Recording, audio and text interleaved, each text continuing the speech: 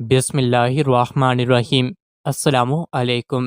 روزانہ واقعات سننے کے لیے اس چینل کو سبسکرائب کریں۔ بادشاہ ولید بن عبد الملک کی وفات کے بعد جمادی الاخر 96 ہجری میں سلیمان کے ہاتھ پر بیعت ہوئے۔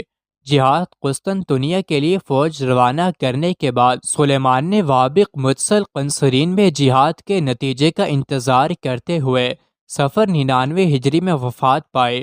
اس سے پہلے وہ عمر بن عبد العزیز رحمۃ اللہ علیہ کو اپنا جانشین نامزد کر گیا تھا۔ امام ابن سیرین کہتے ہیں، اللہ سلیمان پر رحم کرے، انہوں نے اپنی خلافت کا آغاز احیاء نماز سے کیا اور اختتام عمر بن عبد العزیز کو خلیفہ نامزد کرنے پر ہوا۔ سلیمان بن عبد الملک کا جب کفن دفن ہو گیا تو عمر بن عبد العزیز رحمۃ اللہ علیہ نے مسجد کا رخ کیا۔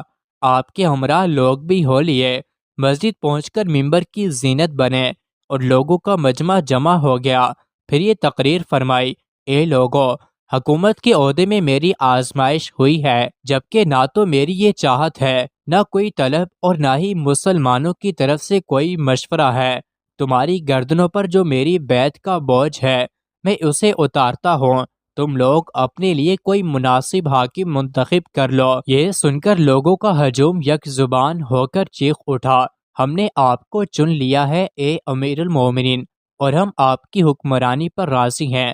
جب آوازیں کم ہوئیں تو عمر بن عبد العزیز رحمۃ اللہ علیہ نے اللہ تعالیٰ کی حمد و ثنا بیان کی اور نبی کریم صلی اللہ علیہ وآلہ وسلم پر درود بھیجا اور تقریر کی، میں تمہیں اللہ کا تقوی اختیار کرنے کی نصیحت کرتا ہوں، کیونکہ اللہ کے تقوی سے بڑھ کر کوئی چیز نہیں، اور اپنی آخرت سنوارنے کے لیے اعمال صالح کرو، کیونکہ جو آخرت کا متلاشی ہوتا ہے اللہ تعالیٰ اس کے دنیاوی امور کے لیے کفایت کر جاتا ہے۔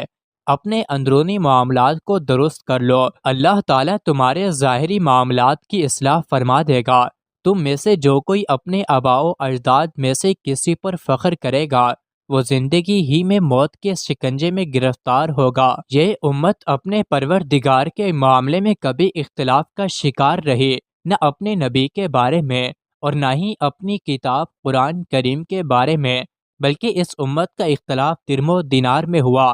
اللہ کی قسم، میں کسی کو ناجائز طریقے سے نہیں دوں گا اور نہ ہی کسی کا حق ماروں گا، اور میں کوئی خازن نہیں ہوں، بلکہ میں وہیں صرف کروں گا جہاں کرنے کا مجھے حق حاصل ہے۔ لوگوں، مجھ سے پہلے ایسے خلفاء بھی گزرے ہیں جن کے ظلم و طغیان سے بچنے کے لیے تم ان کی خدمت میں ناپائیدار محبت و الفت کا گلدستہ بطور نذرانہ پیش کرتے تھے، لیکن میری بات سن لو اور آگاہ ہو جاؤ، اللہ کی معصیت و نافرمانی میں کسی مخلوق کی کوئی اطاعت نہیں ہے۔ جو کوئی اللہ کی اطاعت و بندگی بجا لاتا ہے، اس کی اطاعت تو لازم ہے، لیکن اللہ کی نافرمانی کرنے والے کی اطاعت تو بجا اس کی حیثیت پر کہا سے بھی زیادہ نہیں، اس لیے اس کی کوئی اطاعت نہیں ہے۔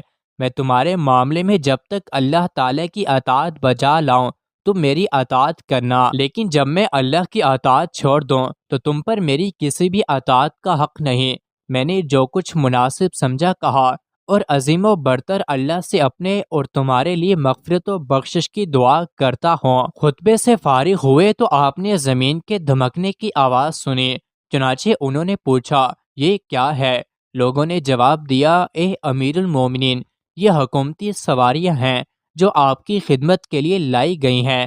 فرمایا، مجھے ان سواریوں کی کیا ضرورت ہے؟ میرا خچر لاؤ، میری سواری کے لیے وہی کافی ہے۔ مزید ایسی ہی ویڈیوز کے لیے چینل کو ضرور سبسکرائب کریں۔